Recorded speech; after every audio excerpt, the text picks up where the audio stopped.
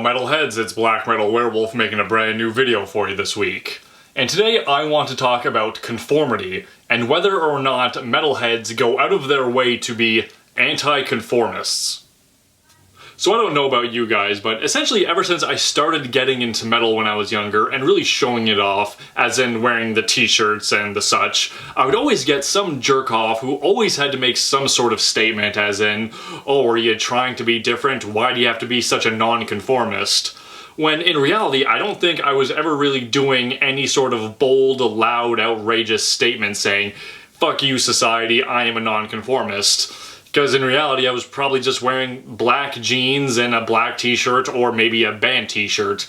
And to me, that wasn't really some outrageous anti-conformist statement. It was really just me saying, I look good in black, and I like this band. But some people really like to focus in on someone who is just slightly different, and then has to kind of poke out that, hey, they're trying to be different. They're making some sort of conscious, outrageous statement to say, hey everyone, look how different I am.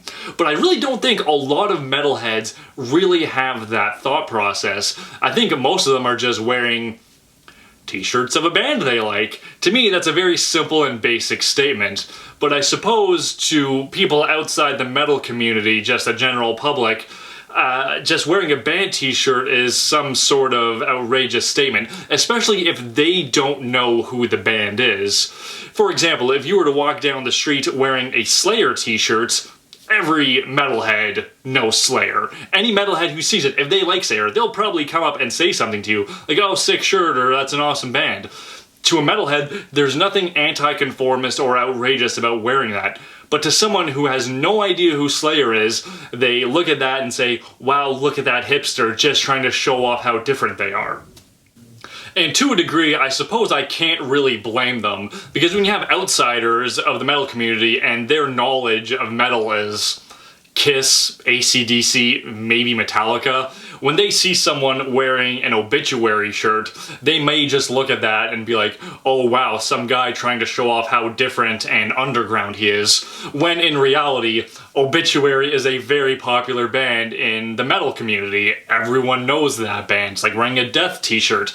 Every metalhead knows who fucking Death is. To a metalhead, that's very basic fashion. It's almost pro-conformity. It's like, hey, here's a band that everyone loves and I love it too. I'm kind of jumping into this community with all these people. So I guess to some people what they view as anti-conformity and outrageous statements, to the other group is just kind of someone blending in. If you go to an Amon Amarth concert, almost everyone will be wearing an Amon Amarth t-shirt. It's almost as if you're wearing a uniform to a job. Everyone's going in to show that is what they are there for.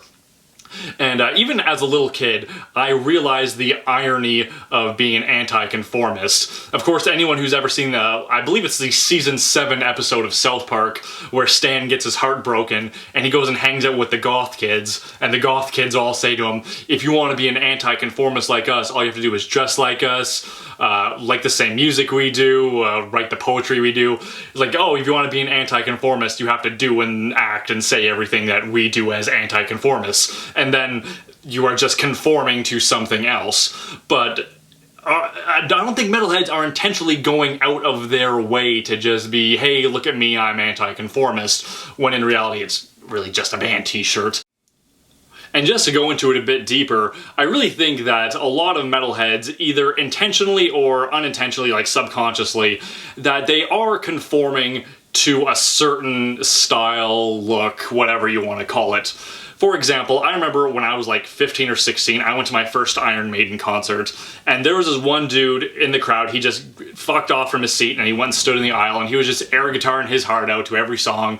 He was very clearly a big Iron Maiden fan. Anyway, he had this full head of hair, he had the battle jacket with the patches and everything, and I remember I looked at him and I was like, I want to look like that. I want to have the hair, I want to have the vest with the patches, the shirt, the boots, the whole thing. I want to model my look after this complete stranger I saw at a fucking concert. And I essentially did. I now have the long hair, I make the jackets with the patches on it, the whole thing. So to me, there was nothing anti-conformist about it, because I realized what I had done. I saw someone whose style I thought was totally badass, and I was like, that is kind of what I'm going to model myself after. There's nothing anti-conformist about that. That is totally conforming. Actually, I saw someone in a sea of people who looked just like him, all following a very specific look. Almost everybody. Now, sure, I'm sure there was some people who didn't wear the t-shirt and the vest and shit, but there were plenty who were, and those are the ones I really picked up on, and those are the ones I modeled myself after. And I'm pretty sure there are plenty of metalheads who, when they were preteens or teens, got their first metal album and saw the pictures of the guys in the band with the hair and the vests and the spikes and the leather, and they were all really impressed and thought that was badass and cool, and they wanted to model themselves after that. So for me, it was pretty conscious decision. I saw that and I was like, that is what I want to be. Where some other people, it may be more on the subconscious side where they don't make the conscious effort. They just see it and then slowly they kind of gradually turns to their style. But like I said, like I don't view anything Metalhead really does as some anti-conformist statement, because in reality a lot of us are just kind of following specific style outlines. I'm not going to say rules because that seems too rigid for metal, but, you know, there are people that, you know, they look a specific way and a lot of people follow that. So that's the way I view it. But to someone on the outside, that is anti-conformist.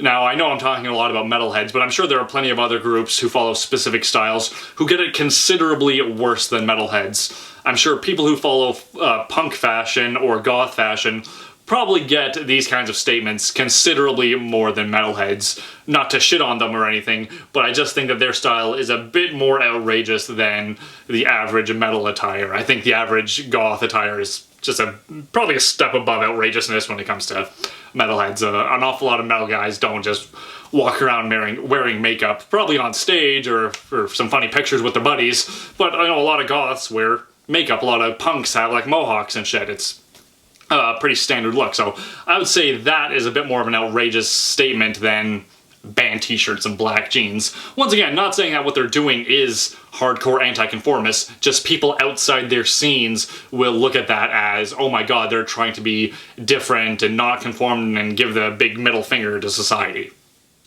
So I think I've rattled off about conformity enough for one video, so now I want to get your guys' opinion on all of this. Do you think that metalheads are intentionally non-conformists or anti-conformists? Do you think it's a subconscious choice? Or do you think it's just metalheads being metalheads and people on the outside are the ones throwing these statements around? Please leave me a comment below letting me know what you think. If you agree, disagree, I'd love to hear your guys' stories, your opinions, anything you guys have to say about this. And now, like my past videos, I either do an album recommendation or an album warning, and today is another recommendation. The band is Sons of Balaur, the album is Tenebris Deos. Now, when I first got this, I had never heard of this band before, mostly because I got this as kind of a bonus with another CD. I pre-ordered the last Abath album, Outstrider, and it came with this. So after listening to the Abath album, I checked this out, and I'm like, oh, you know, this is actually really good, but I'd never heard of this band before.